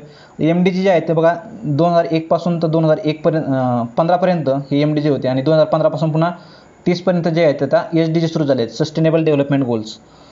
तर याच्यामध्ये काय आहेत 8 ध्येय आणि 12 लक्ष्य आहेत. हे देखील नंबर विचारलेला आहे मेन्सला बऱ्याचदा. 8 ध्येय, 12 लक्ष्य आणि 35 निर्देशक आहेत त्याच्यामध्ये MDG मध्ये. तर हे तुम्ही नोट करून ठेवणं गरजेचं आहे. संबंधित प्रश्नाचा आहे पर्याय क्रमांक 3 इथे योग्य उत्तर. पुढील प्रश्नाकडे जाऊयात. 50वा प्रश्न बघूयात. खालीलपैकी कोणते विधान राष्ट्रीय लोकसंख्या धोरण 2000च्या ध्येय साध्य करण्याच्या संदर्भात योग्य आहेत? आता 2000चा आपलं लोकसंख्या धोरण आहे त्या संबंधित हा प्रश्न आहे बघा. तर मुले आणि मुली या दोघांच्या बाबतीत प्राथमिक आणि माध्यमिक शाळा पातळीवरील गळती, हे गळतीचं लोकसंख्या धोरणामध्ये संबंधच नाही, त्याच्यामुळे हे चुकीचं आहे. इथे योग्य विचारलं आहे त्यांनी आपल्याला. ए एलिमिनेट करा, मग ए एलिमिनेट आहे हा. नंतर जन्माच्या वेळेचा दर हजारी अर्भक मृत्यूदर हा 20पेक्षा कमी करणं हे देखील चुकीचं आहे, त्याच्यामुळे बी देखील एलिमिनेट करा. बी एलिमिनेट केला आपल्याकडे सी आणि डीच पर्याय मिळतो. जरी तुम्हाला वर्ष 2 विधानं माहीत नसेल, हे तर माहीत आहे प्राथमिक शाळाचा असा उल्लेख नसला पाहिजे लोकसंख्या धोरणामध्ये, पण जन्माच्या वेळेचे माता मृत्यूदर गुणोत्तर दर लाखामागे 100पेक्षा खाली आणणे हे शुअर शॉट माहीत आहे. हे सर्वच पुस्तकात तुम्हाला वाचण्यात आलेलं असेल तुमच्या. शुअर शॉट आहे, म्हणजे सी असणारा पर्याय ए आणि 1 आणि 4 मध्ये मिळतो आपल्याला, पण ए आपल्याला चुकीचं आहे माहिती आहे, त्याच्यामुळे ए हा एलिमिनेट होतोय आणि पर्याय क्रमांक 4 इथे आपल्याला योग्य उत्तर मिळतो. नंतर जन्म, मृत्यू, विवाह आणि गरोदरपणा या संबंधित नोंदणी 100%पर्यंत साध्य करणे हे देखील त्याच्यामध्ये नमूद केलेलं होतं. तर 50च्या मिळतो आपल्याला पर्याय क्रमांक 4. सी आणि डी ही विधाने योग्य आहेत. 50 आहे पर्याय क्रमांक 4. केवळ दारिद्र्य रेषेखालील लोकसंख्या संदर्भात खालीलपैकी कोणता पर्याय बरोबर आहे? 36चा आहे पर्याय क्रमांक 36चा हा प्रश्नच कॅन्सल झालेला आहे इथं, आकड्यांचा गोळा असल्यामुळे हा प्रश्न कॅन्सल झालेला आहे इथं. 37वा प्रश्न बघूयात. अदृश्य मुली व महिला ही संकल्पनात्मक स्थिती पुढीलपैकी कोणत्या बाबीमुळे होते? अदृश्य महिला म्हणजे काय तर missing girls and woman. Missing girls and woman म्हणजे काय तर एक प्रकारे ह्या सेक्स रेशोमध्ये होणारा जो डिफरन्स आहे, महिलांचं होणारं कमी प्रमाण, त्यालाच ही टर्म कॉइन केलेली आहे, म्हणजे टर्म सांगितलेली आहे ही. ती सांगितली होती अमर्त्य सेन यांनी. या शब्दाचा पहिल्यांदा वापर केला होता बघा, अदृश्य मुली व महिला, अमर्त्य सेन.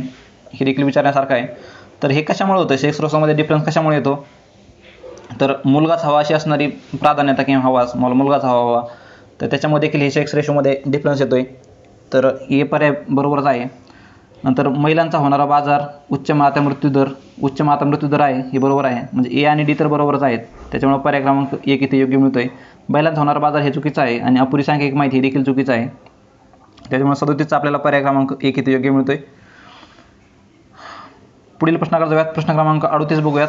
संसद आदर्श ग्राम योजना खूप जुनी योजना आहे, खूप म्हणजे 14ला आलेली योजना आहे. तर बाबत कोणती विधाने बरोबर नाहीत असं विचारलं त्यांनी. इथं त्याची बेसिक माहिती तुम्ही वाचून घेऊ शकता. 11 ऑक्टोबर 2014ला आलेली आहे आणि तेच चुकलेलं आहे इथं. 2016मध्ये सादर करण्यात आली, हाच पर्याय चुकीचा आहे, त्याच्यामुळं नाही विचारलं आहे त्यांनी. तर त्याच्यामुळं पर्याय क्रमांक 1 इथे योग्य ठरतो आपला. पर्याय क्रमांक 1 38चा आहे पर्याय क्रमांक 1. पुढील प्रश्नाकडे जाऊयात. 39वा प्रश्न बघूयात. सन 2018चा भारताचा SDG म्हणजे sustainable development growth India index indicates. तर भारताचा सरासरी निर्देशांक 57 होता. तर सरासरी निर्देशांक बघितला आपण याच्यावरती 57 दिलेले आहे आपल्या त्यांनी. महाराष्ट्र राज्य हे आघाडीच्या गटात समाविष्ट होते, तर आय थिंक हे चुकीचं आहे. महाराष्ट्र हे आघाडीच्या गटात समाविष्ट नव्हते, इथं कुठं महाराष्ट्राचा उल्लेख दिसत नाही. आघाडीचे गट जर बघितला आपण चंदीगड, केरळ, हिमाचल प्रदेश, नंतर उत्तर प्रदेश राज्याचा समावेश उत्तम या गटात होतो, हे देखील चुकीचं आहे. 39चा आपल्याला त्याच्यामुळे पर्याय क्रमांक 1 इथं योग्य मिळतोय. फक्त ए बरोबर आहे. भारताचा सरासरी निर्देशांक हा 57 आहे. पुढील प्रश्नाकडे जाऊयात. प्रश्न क्रमांक 40 बघूयात. 40वा प्रश्न काय सांगतोय? General agreement on tariff and trade GATT जो आहे, तर गॅट संबंधित पुढील विधाने विचारात घ्या. गॅटची स्थापना 1948 साली झाली. सुरुवातीच्या काळात गॅटचे 23 देश सदस्य होते. WTO गॅटचे एक प्रकारे उत्तराधिकारी आहे, म्हणजे गॅटपासून नंतर WTO वर्ल्ड ट्रेड ऑर्गनायझेशनची निर्मिती झालेली आहे. द्विपक्षीय व बहुपक्षीय व्यापार कराराचे गॅट हे प्रशासन करते, तर हे चुकीचं आहे. द्विपक्षीय नसून हे बहुपक्षीय बरोबर आहे. तर बाकीचे विधान तर बरोबर आहेत, A-B-C बरोबर आहेत. त्याच्यानुसार आपल्याला 40चा पर्याय क्रमांक 3 इथे योग्य मिळतोय. गॅटची बेसिक माहिती तुम्ही इथं वाचून घेऊ शकता. पुढील प्रश्नाकडे जाऊयात. प्रश्न क्रमांक 41 बघूयात.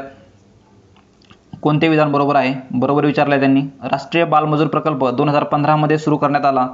त्याअंतर्गत वय वर्ष 9 ते 14 दरम्यानच्या श्रमिक गटातून सुटका केलेल्या मुलांना व्यावसायिक शिक्षण दिले जाते. नंतर त्याअंतर्गत सुटका केलेल्या मुलांना पाठ्यवेतन दिले जाते. पाठ्यवेतन म्हणजेच काय तर त्यांना एक स्टायफंड दिला जातो. तर याच्यामध्ये बघितलं आपण तर हे सर्व पर्याय बरोबर आहेत. त्यांचं काय तर हे 2015 मध्ये हा प्रकल्प सुरू करण्यात आला होता आणि 9 ते 14 वर्ष वयादरम्यानचे जे कामामध्ये गुंतलेले मुलं आहेत त्यांना एक प्रकारे त्याच्यातून सुटका करून त्यांना व्यावसायिक प्रशिक्षण व्होकेशनल ट्रेनिंग एक प्रकारे त्यांना दिली जाते अंतर्गत. तर त्यामुळे संबंधित प्रश्नाचा पर्याय क्रमांक 4 वरीलपैकी सर्व पर्याय इथं बरोबर आहेत. ते नॅशनल चाइल्ड लेबर प्रोजेक्ट तर त्याच्याबद्दल एक बेसिक माहिती NCLP बद्दल तुम्ही बघू शकता. इथं 9 ते 14 वर्ष withdrawal of adolescents in hazardous occupation म्हणून त्यांना बाहेर काढणं गरजेचं आहे आणि एक प्रकारे अवेअरनेस त्यांचा प्रसार करणं गरजेचं आहे आणि त्यांना स्टायपंड देखील याच्यामध्ये पुरवला जातो. मिड डे मील स्कीमचा मध्यान्ह भोजन योजनेचा देखील याच्यामध्ये त्यांना लाभ घेता येतो. पुढील प्रश्नाकडे जाऊयात. प्रश्न क्रमांक 42 बघूयात. आर्थिक सुधारणा आणि त्यांची उद्दिष्ट, विमुद्रीकरण, नवा बेनामी कायदा, दिवाळखोरी कायदा आणि आधार कायदा आणि त्यांचे उद्देश दिलेले आहेत. यानुसार जर बघितलं आपण तर संबंधित प्रश्नात 2 पर्याय बरोबर मिळतो आपल्याला. कारण विमुद्रीकरणामध्ये खोटे चलन निष्कासित करण्याचा हा उद्देश असतो त्याच्यामध्ये. नंतर नवा बेनामी कायदा जो आहे तर बेनामी कायद्यामध्ये काळ्या पैशाचे नियंत्रण केले जाते. दिवाळखोरी कायद्यामध्ये व्यवसाय सरलतेस प्रवर्तित करतात आणि आधार कायदा जो आहे तो अनुदानांचे तर्काधिष्ठीकरण करते. तर्काधिष्ठीकरण म्हणजे काय तर ते एक प्रकारे रॅशनलायझेशन असतं. रॅशनलायझेशन 42 आहे पर्याय क्रमांक 2. पुढील प्रश्नाकडे जाऊयात. प्रश्न क्रमांक 43 खालील विधाने विचारात घ्या. मानवी विकास निर्देशांक हा आरोग्य, शिक्षण आणि राहणीमानाचा दर्जा यांचा संयुक्त निर्देशांक असतो. बरोबर आहे अगदी. राहणीमानाचे मोजमाप हे दरडोई स्थूल देशांतर्गत म्हणजे एक प्रकारे GDP म्हणता येईल त्याला, GDP उत्पादन यांच्या आधारे केला जातो. तर हे GDP चुकीचं आहे. इथं GDP नसून GNP पाहिजे तो, ग्रॉस नॅशनल प्रोडक्ट. हे बेसिक कन्सेप्ट आहे इकॉनॉमिक्समध्ये, तुम्हाला माहीत असणं गरजेचंच आहे. याच्यावर असे ना तसे प्रकारे हे प्रश्न फिरून विचारले जातात किंवा GDPचं जास्त हे असेल इन्कम असेल तर GNP मध्ये काय फरक होतो. तर हे एक बेसिक अंडरस्टँडिंग असणं तुम्हाला गरजेचं आहे. तर A पर्याय बरोबर आहे पण B चुकीचा आहे. GDP नसून तिथं GNP आहे त्याच्यामुळे B चुकीचा ठरतोय. फक्त A बरोबर आहे 43. त्याच्यामुळे पर्याय क्रमांक आपल्याला 1 इथं योग्य मिळतोय. पर्याय क्रमांक 1 इथं योग्य ठरतो. इथं तुम्ही त्यांचं बेसिक बघू शकता एकदा. हेल्थ, एज्युकेशन आणि लिव्हिंग स्टँडर्ड जे आहे त्यांचं. नंतर gross national income per capita हे तिथं मोजलं जातं. पुढील प्रश्नाकडे जाऊयात. प्रश्न क्रमांक 44 बघूयात. प्रधानमंत्री जनधन योजना यासाठी सुरू केली गेली होती. तर याबद्दल आपण जीनियस अकॅडमीकडून एक व्हिडिओ देखील पब्लिश केलेला आहे. त्याच्यामध्ये जवळपास 50पेक्षा जास्त स्कीम या एकाच व्हिडिओमध्ये कव्हर केलेल्या आहेत. त्यातली पहिली स्कीम जी आहे ते जनधन योजना आपण कव्हर केलेली आहे आणि त्याच्यावरच हा डायरेक्टली व्हिडिओ आलेला आहे. ते डिस्क्रिप्शनमध्ये लिंक आहे, तुम्ही ती चेक करू शकता. आणि याच्यावर अगोदर देखील प्रश्न आलेले आहेत आणि त्याच अनुषंगाने हा प्रश्न कव्हर केलेला आहे इथं. तर याच्यामध्ये काय उद्दिष्ट आहे त्यांची, वित्तीय समावेशन आहे, वित्तीय साक्षरता आहे आणि विमाचे कवच, नंतर पीक विमा. तर पीक विम्याचा काय संबंध येत नाही जनधन योजनेमध्ये. तर वित्तीय समावेशन नक्कीच आहे आणि विम्याचे कवच देखील इथे मी सांगितलेलं आहे. 2 लाख रुपयांचा विमा त्यांना प्रोव्हाइड केला जातो आणि रुपे कार्ड देखील दिलं जातं. A आणि C कन्फर्म आहेत. तर त्याच्यानुसार आपण बघितलं 44 आहे पर्याय क्रमांक 3. A, B, C पर्याय योग्य आहेत. वित्तीय साक्षरता देखील त्याच्यामध्ये केली जाते. तर त्यानुसार 44 मिळतो पर्याय क्रमांक 3. पुढील प्रश्नाकडे जाऊयात. 45वा प्रश्न बघूयात. खालील विधाने विचारात घ्या. भारतीय नियोजन आयोगाची जागा नीती आयोगाने जानेवारी 2015 पासून घेतलेली आहे. 1 जानेवारी 2015 पासून ही नीती आयोगाने नियोजन आयोगाची जागा घेतलेली आहे. प्रमाणक स्थापक नॉर्मेटिव्ह जी प्लॅनिंग असते तर नॉर्मेटिव्ह प्लॅनिंग ही नीती आयोगाचे मार्गदर्शक तत्व आहे. तर संबंधित प्रश्नाचं दोन्ही पर्याय बरोबर आहेत. नॉर्मेटिव्ह प्लॅनिंग म्हणजेच काय तर काय केलं पाहिजे किंवा काय योग्य आहे एक प्रकारे असं सजेस्ट करणं किंवा सजेशन देणं, रिकमेंडेशन करणं. तर हे काय नॉर्मेटिव्ह प्लॅनिंग झालं. तर हे दोन्ही कामं नीती आयोगाकडून केली जातात. म्हणजे दोन्ही विधान हे नीती आयोगाबद्दल बरोबर आहेत. त्याच्यामुळे 45 मिळतो आपल्याला पर्याय क्रमांक 3. पुढील प्रश्नाकडे जाऊयात. 46वा प्रश्न बघूयात. इंटरनॅशनल सोलार अलायन्स त्यालाच आंतरराष्ट्रीय सौर युती असं देखील म्हटलं जातं. कोणते विधाने बरोबर नाहीत. तर युती 121 सौर संसाधन समृद्ध देशांचे आहे. 121 ते एक प्रकारे त्यात मेंबर आहेत. सर्व देश कर्कवृत्त आणि विषुववृत्त मध्ये अंशतः किंवा पूर्णतः समाविष्ट आहेत. म्हणजे थोडा भाग त्यांचा या भागामध्ये असेल किंवा पूर्णतः त्या भागामध्ये असतील. तर बरोबर नाही विचारलं आहे त्यांनी. तर 2च पर्याय बरोबर म्हणजे बरोबर नाही येतो. असं काही कंडिशन होती, अगोदर कंडिशन होती पण नंतर त्याची रॅशनलायझेशन झाल्यामुळं बाहेरच्या देशांना देखील याच्यामध्ये समावेश करून घेतलेला आहे. त्याच्यामुळं 2 विधान चुकीचं आहे. त्याच्यामुळं 46चा आपल्याला पर्याय क्रमांक 2 इथं योग्य मिळतोय. तर आपण सध्या जर बघितलं आपण 121 मेंबर नसून आता इथे 124 मेंबर झालेले आहेत. तर आता जर प्रश्न आला तर तो ह्या दोन्ही विधानं चुकीचे ठरतील. तर आता 124 मेंबर आहेत त्याचे सोलार अलायन्स. पुढील प्रश्नाकडे जाऊयात. प्रश्न क्रमांक 47 बघूयात. राष्ट्रीय अन्न सुरक्षा अभियान 2007-8 मध्ये सुरू करण्यात आले. तांदूळ, गहू, डाळी यांचे उत्पादन वाढवणे हा त्याचा हेतू होता. राष्ट्रीय अन्न सुरक्षा अभियान दिलेलं आहे बघा, 2007-8ला आलेलं आहे, बरोबर आहे ते. नंतर त्यांचं राईसचं जे होतं, राईसचं टार्गेट होतं 10 मिलियन टन्स प्रोडक्शन वाढवायचं होतं आपल्याला. नंतर गव्हाचं होतं 8 मिलियन टन आणि पल्सेस ज्या डाळी असतील तर त्यांचं 2 मिलियन टन हे वाढवणं गरजेचं होतं किंवा एक आपलं टार्गेट होतं. तर हे दोन्ही विधाने बरोबर आहेत. त्याच्यामुळं पर्याय क्रमांक 3 इथे योग्य मिळतो आपल्याला. 47चा आहे पर्याय क्रमांक 3. पुढील प्रश्नाकडे जाऊयात. प्रश्न क्रमांक 48 बघूयात. प्रधानमंत्री उज्ज्वला योजनेत कोणती उद्दिष्ट आहेत किंवा योजनेची उद्दिष्ट कोणती आहेत असे विचारले त्यांनी. तर ही योजना आहे आपल्याला गॅसची योजना जी आहे ती उज्ज्वला योजना, ही देखील त्या व्हिडिओमध्ये मी कव्हर केलेली आहे योजनांच्या. ते तुम्ही व्हिडिओ आवर्जून बघावा. महिला व मुलांच्या आरोग्यात सुधारणा, तर हे कसं होणार आहे, तर त्यांना गॅस दिल्यामुळं सरकारचं असं म्हणणे की त्यांना एक प्रकारचे जे धुरापासून जे काही आजार होणार होते ते स्मोकी किचन्सपासून, तर त्याच्यापासून त्या महिला व मुलांची सुटका होणार आहे आणि हे त्याचं उद्दिष्ट होतं, बरोबर होतं. अतिरिक्त रोजगार निर्मितीचा काही संबंध नव्हता तिथं. तुम्ही सी एलिमिनेट करू शकत होता, सी गेला. आणि वरीलपैकी 3 हे चुकीचं आहे, हे चुकीचं आहे. फक्त ए बी फक्त आणि ए फक्त या 2मध्ये थोडंसं कन्फ्युजन होतं. कारण बहुतेकदा सर्व स्कीमचं जर बघितलं आपण हे सक्षमीकरण टार्गेट दिलेलंच असतं, पण आयोगानं उत्तर याचं 3 दिलेलं आहे. त्याच्यामुळे आपल्याला 3च म्हणजे फक्त एच योग्य मानावं लागेल आणि बी चुकीचा मानावं लागेल. महिला सक्षमीकरण चुकीचं आहे. 48चा त्याच्यामुळे आपल्याला पर्याय क्रमांक 3 योग्य मिळतोय. पुढील प्रश्नाकडे जाऊयात. प्रश्न क्रमांक 49 बघूयात. भारत अमेरिका डॉलर मॅचिंग अनुदान, Bharat America US dollar Indo US dollar matching grant जो आहे तो कधी आला होता किंवा कधी लॉन्च झाला होता. तर या संबंधित प्रश्नाचा पर्याय क्रमांक 4 इथे योग्य उत्तर आहे. फॅक्च्युअल डेटा हे माहीत असणं गरजेचं आहे. 2004 मध्ये हा इंडो US डॉलरचं मॅचिंग झालेलं होतं.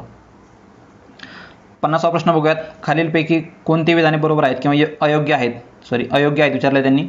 विशिष्ट कालावधीत देशाच्या नागरिकांनी उत्पादित केलेल्या वस्तू व सेवांचे एकूण पैशातील मूल्य म्हणजे स्थूल राष्ट्रीय उत्पादन होय. बघा मागं GNPवर बोललो होतो मी, तर त्या GNPवर प्रश्न आलेला आहे. उत्पन्नाचा असा भाग जो देशात उत्पादित होतो परंतु परदेशी नागरिकांना प्राप्त होतो याचा समावेश स्थूल राष्ट्रीय उत्पन्नात होतो.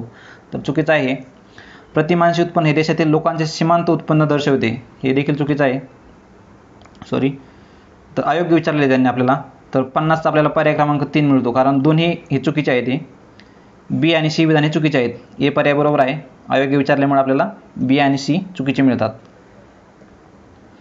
तर त्याच्यामुळे पर्याय क्रमांक 3 इथे योग्य ठरतोय. पुढील प्रश्नाकडे जाऊयात. प्रश्न क्रमांक 51 बघूयात. दूरसंचार उपग्रह करंट बेस्ड बेसिक म्हणजेच काय तर त्यावेळेस करंटमध्ये होतं आणि अर्थशास्त्राचे संबंधित होतं. त्याला त्यांनी कोणती योगदान देऊन लिखाण केलेलं आहे ते. तर त्यांची लिखाणं कोणती आहेत तर ती पर्याय क्रमांक 3 विल्यम नॉर्थस आणि प्राध्यापक पॉल रोमर. पर्याय क्रमांक 3 इथं योग्य मिळतं. विल्सन नॉर्म आणि प्राध्यापक पॉल रोमर. पुढील प्रश्नाकडे जाऊयात. प्रश्न क्रमांक 87 लेखक समिती व त्यांच्या दारिद्र्याच्या संकल्पना यांची योग्य जोडी लावा. जागतिक बँक म्हणजे वर्ल्ड बँक, श्री गौरव दत्त लकडवाला समिती जी 1993 आली होती. नंतर दांडेकर आणि रथ कमिटी. नेहमीप्रमाणे बघा पॉवर्टीवर हे प्रश्न विचारला होता, तसा इथंच विचारला आहे दारिद्र्याबद्दलच, पॉवर्टीबद्दल. तर याच्या योग्य जोड्या म्हणजे कोणते घटक, म्हणजे एक लाईन दिलेली असते प्रत्येकाने, याच्या खाली आला तर तो पॉवर्टीमध्ये समजला जाईल, वर असेल तर तो अबव पॉवर्टी लेवल. तर जागतिक बँकेने कोणती लेवल दिली होती, नंतर गौरव दत्तांनी, लकडवाला आणि दांडेकरांनी रथ यांनी कोणती लाईन दिलेली होती. तर हा प्रश्नच कॅन्सल झालेला आहे याकडून.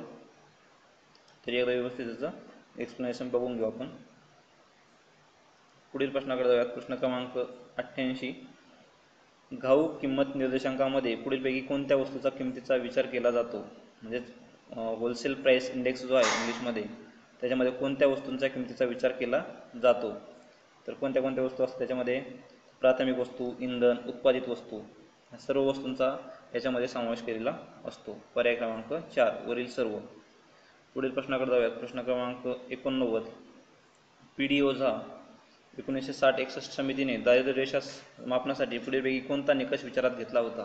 बघा मागे जसं जोड्या लावायला प्रश्न विचारला जागतिक बँकेबद्दल त्याबद्दल, तसं PD वजाबद्दलही या कमिटीने विचारलेला आहे. तर प्रति व्यक्ती प्रति महिना आणि उपभोग खर्च पर्याय क्रमांक 2 जो आहे तो इथं योग्य आहे. हा त्यांनी क्रायटेरिया लक्षात घेतला होता.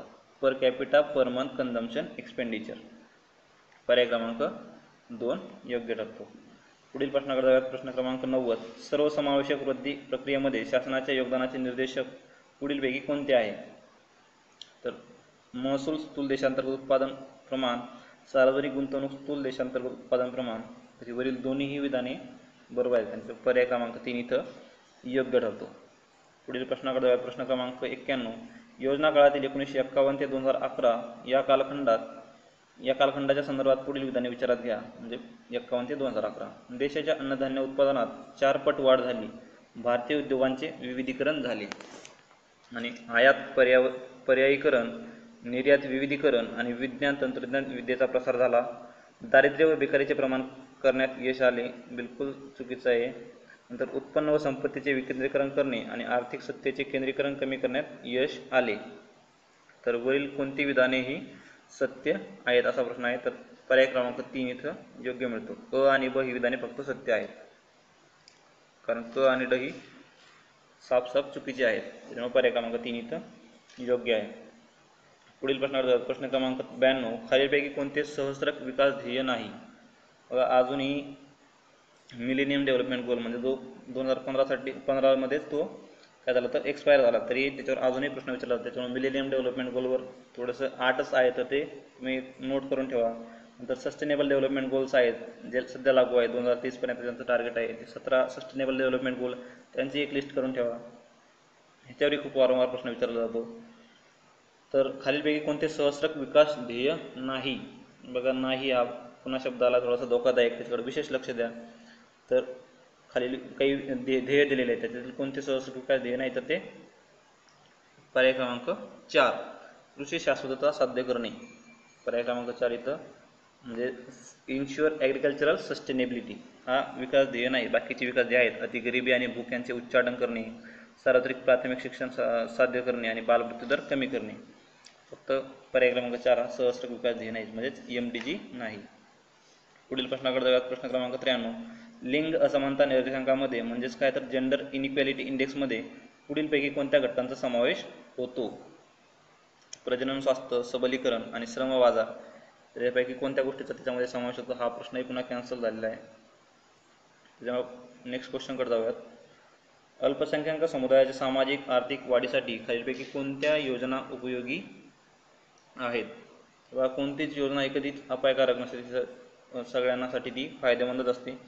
तर नई रोशनी, पडो प्रदेश, शिका व कमवा, नई मंजिल ह्या सर्व स्कीम यात कोणासाठी तर अल्पसंख्याक समुदायाच्या सामाजिक आर्थिक वाढीसाठी ह्या महत्त्वाच्या आहेत. त्याच्यामुळे पर्याय क्रमांक 4 इथं योग्य मिळतो. पर्याय क्रमांक 4 वरील सर्व नई रोशनी, पडो प्रदेश, शिका व कमवा आणि नई मंजिल. पुढील प्रश्नाकडे जाऊयात. प्रश्न क्रमांक 95. जून 2012 मध्ये Rio+20 घोषणापत्रात संदर्भात शाश्वत विकास उद्दिष्टे म्हणजे सस्टेनेबल डेव्हलपमेंट गोल ठरवण्यात आली. त्यानुसार पुढीलपैकी कोणती उद्दिष्टे वैशिष्ट्ये ठरवण्यात आलेली नव्हते? बघा नव्हत्याची विशेष काळजी घ्या. नव्हते विचारले त्यांनी. तर गरिबीचे उच्चाटन, असमानतेविरुद्ध संघर्ष, लिंग भाव समानता, आरोग्य व शिक्षण सुधारणा, महासागर व जंगल संरक्षण, की अविरत विकासासाठी जागतिक भागीदारी, पाठपुरावा आणि समीक्षेसाठी प्रभावी संरचना विकास, की अतिरेकी संघटनावर बंदी आणि पर आक्रमणावर बंदी. तर या घोषणापत्रात जे ड विधान तर नसणारच आहे. म्हणून आपल्याला पर्याय क्रमांक इथून आपण एलिमिनेट जरी केलं तर नव्हते म्हणलेलं आहे त्यांनी. त्याच्यामुळे फक्त ड हे अतिरेकी संघटना वगैरे याचा काही संबंध नव्हता त्याच्यामध्ये +20 मध्ये Rio+20 मध्ये. त्याच्यामुळे फक्त ड पर्याय क्रमांक 3 इथं योग्य ठरतो. पुढील प्रश्न क्रमांक 96. 2011च्या जनगणनेनुसार पुढील शहरे व त्यांची लोकसंख्या यांची योग्य जोडी जुळवा. आयोगाचा पुन्हा हा आवडता प्रश्न लोकसंख्येवरचा. तर सर्वांनाच माहिती आहे बृहन्मुंबईची सर्वाधिक लोकसंख्या आहे, त्याच्यामुळे पर्याय क्रमांक अ चालू आहे तो 4 मिळेल इथं. नंतर दिल्ली 2 नंबरला 16.3.